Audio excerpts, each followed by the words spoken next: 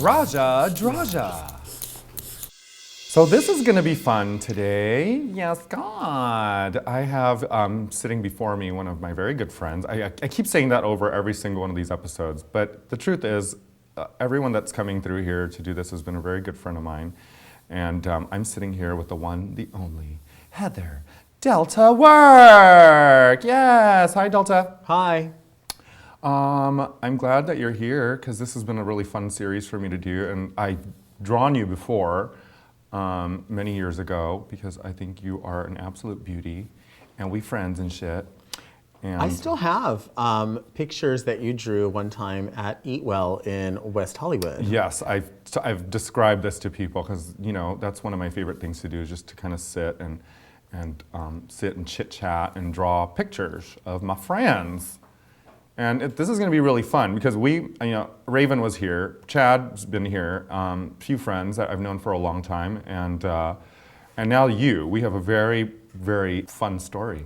We do. When did we meet? I don't even really know the year, how many years ago it was, but it was. I knew of you before I did drag, but you didn't know of me. Where are you from? Tell everyone. I'm from Norwalk, California. Where the fuck is Norwalk, California? Norwalk is the armpit that connects LA County and Orange County. I love armpits. Yeah, me too. I love onions. Cebollas. Sabaco. You used to host a show at Oz in Orange County, which was where everybody went because it was 18 and over. And then around what year was this? Oh God! I graduated from high school in 1994, and this was probably 96 then. Ooh. This was like Raja, pink hair. Well, you had long hair, and then you cut your hair to pink and shaved it pink. Do you remember that? Yes. I was feeling it. I was feeling it. That's what we did in the 90s. We were all about the manic panic, and everyone was coloring their hair. Yeah. That's almost 20 years. Fucking A. It's approaching 20 years. I know. I was reading one of the comments from, I don't remember, I think it was the Raven episode, and I was reading, I don't usually read the comments on anything on YouTube, but I was so curious to see what people were saying, and one person was like, it just sounds like a bunch of fucking grandmas talking to each other. Well, it kind of is. Is this a Mac face chart? Or? It's totally a Mac face chart. That's what it looks like. This is the neutral nighttime look. Right. Matte. 3 colors. 3 colors. So yeah, I mean, we've known each other that long, and then I did your show, and eventually at some point you let me pop on a CD and... Was it a CD or was it a tape? It was probably a tape that we had to put the pencil in and rewind 3 times for the DJ. Yes. But so from there, we just, we did more shows, and I met Viva there, Viva Sex, who's legendary and sort of drag mother to many. Yeah, definitely me too. But claims none. Yeah, exactly. like real abusive mothers do. But that's when we used to go to the bar where transgender performers showcased. Yes. And we had a great time there. It was $50 a pop, and it was a good time. Like, the times were different then, certainly different. This was way pre even thoughts of Drag Race or people doing what we do, traveling around, and we never knew that was going to be part of the gig. Definitely not. It was kind of like you thought, well, I'm going to do drag, but I'm also going to do hair or makeup or something else in addition to that, because that will be the only way to... Exactly. You couldn't really make a living off of $250 gigs a week. Well, my first fond memory of you was at a RuPaul lookalike contest. Oh my God. At fucking Ripples. We did. In Long Beach, California. Oh my God. And it was a RuPaul lookalike contest, and I went and entered it, and you were also a contestant. Well, I thought that you were just the guest performer because you were the RuPaul lookalike, and the rest of us... See, I kind of started also part of my career at that same bar and doing their contests, and then there was like a special promotion, which was the RuPaul lookalike lip sync contest hosted by... Jasmine. Yes. Well, they told me that RuPaul was going to show up there, and that's why I joined the contest. Well, I thought you were RuPaul when you showed up. Because you had the supermodel of the world kind of look. The red, the orange, that kind of a thing. So I was like, oh my God, is that RuPaul? Well, you were in a RuPaul contest, and you had a black bob on. Oh my gosh, shut up. And you had, your eyebrows were not covered, and they were sort of low on your... and I had my glasses back then. And you had glasses on back then. Fuck. But you were, it was the beginning. It was boogery. It was real boogery. Yeah, it was kind of boogery. Yeah. But you got to start somewhere. RuPaul didn't show up to the contest. No, she didn't. But at that same, maybe a few years after that, I had a show at a place called Encounters in Pasadena. Yeah. Do you remember that? I do remember that. And do you remember Ru came a couple of times, not in drag. She had her cowboy hat on at that time. God, is that place still No, open? it's gone. It's like a Metro PCS store now. Are you drawing Darien Lake? No, not at all. She's not even as sexy and Latina as you are. Oh. I think she's Latina. Is she? Darien Lake? Darien Lago? Delago? Darien Delago. Darien Delago. Darien Trabajo. I always picture you as being sort of a burlesque girl, so my drawing today is going to be kind of within that vein of like cinched waist, big boobies, kind of like a Mamie Van Doren. Oh, I love her. / Jane Mansfield. That's how I see you. And our conversations about our influences, this is one of my favorite things about you, is that I can make a reference and then you'll just sort of elaborate on it and you'll take it further to another level, sometimes to such gross, hysterical levels that we just continue laughing because it no longer makes sense. Well, we're very perverted people. We're so fucking nasty. We are. We have a lot of audacity in some of the things that we say, and I mean, we usually don't want other people to hear at least 80% of what we're saying because they would misconstrue it as these people are going to bomb something or these people are going to get in a tower and shoot somebody and it's really not that way because we're very sort of flighty after the fact. I mean, we'll say it and then it's like, well, I didn't really mean it that way. I meant it in the moment. We have big mouths. We do have big mouths and we both have been in trouble for that. Oh yeah. That's a tough road because I don't ever want to live a life where I'm trying to be right about everything. I just kind of want to do what's right. Do you know what I'm saying? I think what's the phrase someone once said, which was, your persona is what you do in public, but who you really are is what you do when no one's looking. Which basically means farting and talking to your cats. Right. Yeah. And that's what I do for fun. I fart and I talk to my cats and I make fart noises and I make I talk to myself and I harass my partner Davey to death. Oh, tell us about Davey. Davey and I will be celebrating 3 years in January. Shut up. I met Davey on Scruff. Damn, I've never met anyone on Scruff. Maybe I'm not scruffy enough. Well, when I first left Drag Race, everybody had Grindr and Scruff, and that was kind of the thing. And so you would just put like your drag picture up because you would like test the waters to be like, hey, I'm in town, I'm hanging out. But then you wonder like, well, will anyone really talk to me? Because it can be very lonely when you're traveling and not just, I'm not talking about just in a sexual way, but in just, it's boring sometimes because you're sitting in a hotel room and you've got no one to talk to. So you engage people. And I mean, as much as people think that just sexual things happen off of Grindr, that isn't always the case. Oh, I can definitely testify to that because I've met some really cool people on Grindr. And you know what? I'm not trying to shame anybody because gay people do that. We're just, it's part of the luxury of being gay. Because I met straight people and they're like, damn, y'all can just meet each other on an app? And I'm like, yeah. And now there's Tinder and all these other different apps. But Grindr and all those things, that's definitely, it's although cool and useful, I find it to be kind of weird because you don't always have those interactions and the expectations out of those things are really crazy. For instance, sex, Right. So you met Davey on Scruff. I met Davey on Scruff and we had you guys woofed each other. Oh, completely. Did you actually woof? I don't think I did that. Did you meow? I kind of oinked, I think. I want to talk about our mutual love and obsession for all things vintage.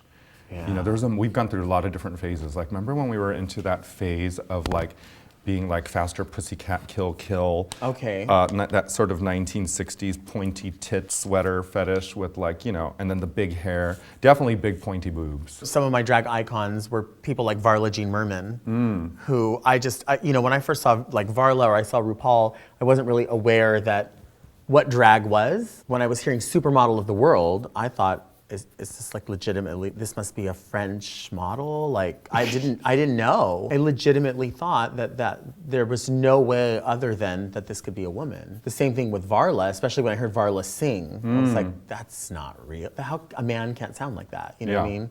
So, but and Varla's gone through all these different phases of being, very, very full figured, and then, very small, then bulky, and then muscular. And so I'm excited about that, the idea of sort of embracing that like larger than life character, really big boobs, like you said, cinched waist, big hair. Yes. That's exciting to me. That's fun because you can kind of create whatever. And I know that there's people, when I do shows, especially with younger kids, they're kind of like, why does she dress like that? Like, why do you do that? Like, and to me, it's like, that's my reference point. That's what I consider glamorous. Well, I just feel like, if for people who don't know the reference, I guess sometimes it's just kind of like you'll teach them through doing it, an example, right? And sort of believing into what you're trying to give. Like what? I'm giving you fucking Tour Santana. You don't know who that is? Well, you better fucking learn. What are your favorite things to perform? My favorite things to perform are songs that are 3 minutes and 30 seconds. That's always our key. That's always been our key. Yeah. I just don't think that songs really need to go, more beyond that, because I find that, most people, especially gay people, have an attention span of a gnat. Right. No one's going to want to sit there for, a 6-minute number unless you eventually, throw yourself to the ground or something. Well, for me, it's pop music. I enjoy listening to it, but I feel like it doesn't translate well unless you're really that like sort of acrobatic performer that has the wind machine and throws your lace front from side to side or whatever. And when I do something like that, it's perceived as funny because that just doesn't read well unless you are that girl. Do you know what I mean? Yeah, totally. So for me, pop music, the way that I can incorporate something like pop music is to put it into some sort of comedy mix or make some sort of reference about it instead of actually. Well, I'm not just blowing, glittery vapors up your ass, but your comedy and your comedic timing is impeccable. It's like one of the things that I like really take notes from you because you're just so fucking funny and your wit. I wish people could just really get to have a chance to talk to you because you're fucking hysterical. Well, I think, birds of a feather is the kind of the thing. If people get the reference points, yeah. You know what I mean? And for us, we were both raised sort of in similar areas. Mm-hmm. And we're kind of cholas. Yeah. And so we sort of come from that. So it does make sense. And it's such referential things that if you don't come from that specific area or if you don't know people like that, then it's really not funny. Because it's not necessarily universal. It's not even intended to like make fun of people, but to make light of people, make light of our situations. Exactly. And unfortunately, people who are not comfortable with that think that you are saying something or doing something to humiliate someone else. Yeah. When in actuality, it's the complete opposite because we both know, sort of being fringy people from the get-go, that we know what it feels sometimes like. in the literal sense, we wear a lot of fringes. But we know what it's like to be made fun of and humiliated, and to think that you've been perceived as doing that to someone intentionally is like the most hurtful thing, because you don't want someone to think, I was just out to hurt your feelings. Like that's my only goal, when it's really to make light. Like you said, we grew up in an area that was pretty rough, and we were kids who were obviously had larger ideas than what was happening in where you were in Norwalk, and I grew up in La Puente, which is probably about 20 minutes away from each other, if not less. Right. But it was a rough time for us, and part of being tough was being able to learn how to read. Yeah. And how to defend yourself a little bit, and this is looking real good. Okay. So I think that's just kind of where it comes from. It's a little bit of a defense mechanism, and you just kind of like master it, and it's part of like what we do to each other. Well, you usually, you think that other people are on board with you and they're gonna like reciprocate. Uh-huh. And then when they don't, and you're like, oh, wait a minute, you weren't on board? Like, your feelings are hurt? Yeah. Why? I have much more hurtful things to say to you than that. We've had a lot of deep discussions about size and about perceptions of beauty in drag. How just because you're the big queen means that you got to be the funny, jolly queen. Right. And I always say, size and glamour have nothing to do with each other. No, they don't. And I think I've really sort of learned more of that through you because I think you have a very definite philosophy of what drag and beauty and gender is. You want to share a little bit about that? Well, yeah, I think that it's sort of ingrained that, fat people, big people, whatever the term is you want to use, are sort of need to be jolly all the time. Mm-hmm. And you need to be, oh, you have a pretty face. And that's just the way society is. I mean, that's the way things have been for many years. I don't think that they're going to change regardless of how many Instagram likes people have on their pictures. That make them feel good. Mm-hmm. But the fact is you just have to like kind of live your own shit. And I do that. And certainly, I mean, I don't surround myself with people who critique me and say to me, oh, you would be so much better if you were thinner. Or, I'm not around that ever. I'm not around that. And I don't think that really makes a whole lot of sense because as I approach 40, there's health concerns of being, overweight. Mm-hmm. That's definitely something. But I mean, everybody has health concerns. Some people need to quit smoking or some people need to, stop smoking so much pot, Rasha. Hey, there's so many things. We're calling out each other's vices? Okay, here we go, Diet Coke. Shut up. But, all in all, I mean, I never look in the mirror and think to myself, God, you're ugly. Obviously, look at what you're wearing now. Shut up. I never think to myself when I look in the mirror like, God, you're ugly. Sure, I question my choices in what I do as far as performances. I may think an outfit is ugly or it's not reading properly, but I know that I'm not an ugly person. I know that I'm not an unsightly person, but I know that there's other people that do feel that way because they've been made to feel that they have to remain in a cage. Yeah. And, that's certainly that way, I think, for fat people. And I don't mind saying fat because I don't think that that's a read. I think it's a truth. I don't think it's an insult to say to somebody, you're fat. I mean, if you're 350 pounds, then you are in fact fat. Yeah. It's not hurtful. It's the truth. What is hurtful is to think that because of that, you have to ask for permission to be beautiful. You have to ask for permission to show up on the red carpet and whatever it is that you deem beautiful. Yeah. And I think that's sad. But I think that, there's a lot of people that are fat activists or whatever. And, I appreciate that. I'm not really an activist. I think the only way that I can be that activist is just to do what I do and not ask for permission and not ask for forgiveness, just to take what I do seriously, but not myself seriously. I just don't want to have a bucket of chicken for everything. Exactly. I don't think that's necessary. I know that people laugh at it because that's the thing, but that's it's sort of a Jim Carrey-ish sort of like waka waka waka. I've already seen that. Give me something new. There's a time and place for that. There's a time and place for great fat jokes. Yeah. There's no problem with that. But think of something more. There's more to it than just that. And in our friendship, I think you've brought a lot of awareness to me about being more sensitive to that because I was pretty young when we met each other, and it was just kind of the quickest thing to do is to make fun of the fat girl and make it obvious. And I remember that you were, there were moments where you're just kind of like, why do people have to do that? And I was guilty of the same thing just because that was what I learned, and it's like, oh, you're a fat queen, so you got to get the fat joke, and you've really taught me that it's not necessarily the case, you can be glamorous, and there are tons of big fat people out there who are pretty fucking glamorous.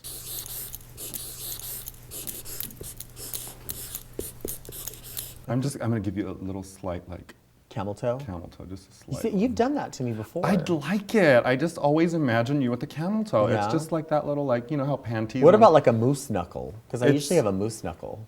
Well, because you don't have a lot of thigh gap, it's the moose knuckle is just sort of. That's thigina. Thigina. Uh-huh. Wasn't she on season 1? Oh my God. No. Anyway, so who are your heroes? Who are my heroes? Just heroes in life?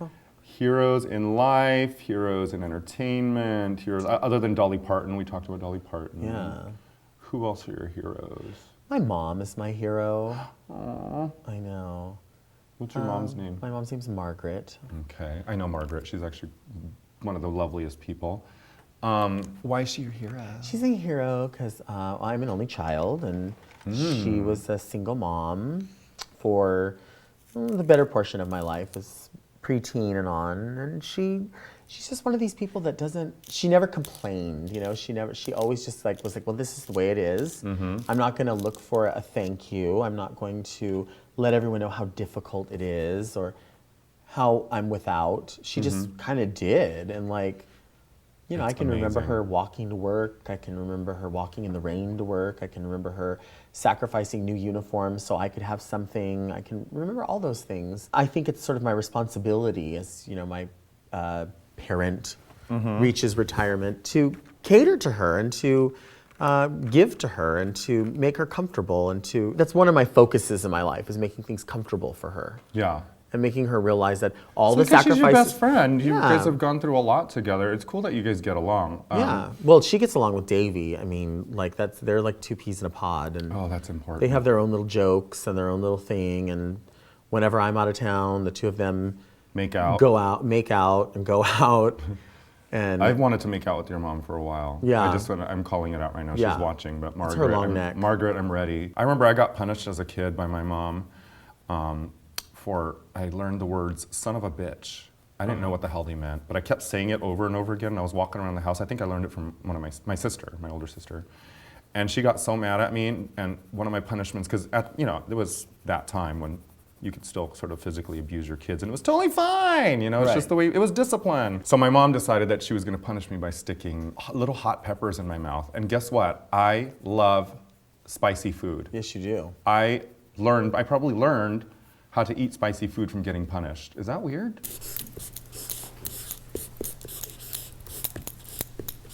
Yeah, thank you so much, Delta, for coming here. Thank you for having me. Yes, come on. Let's, you want to go watch me drink across the street?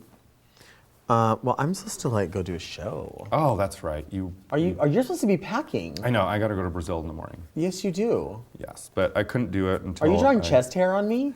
Yes, that's chest hair. I'm keeping it real. 2 Delta. You are everything.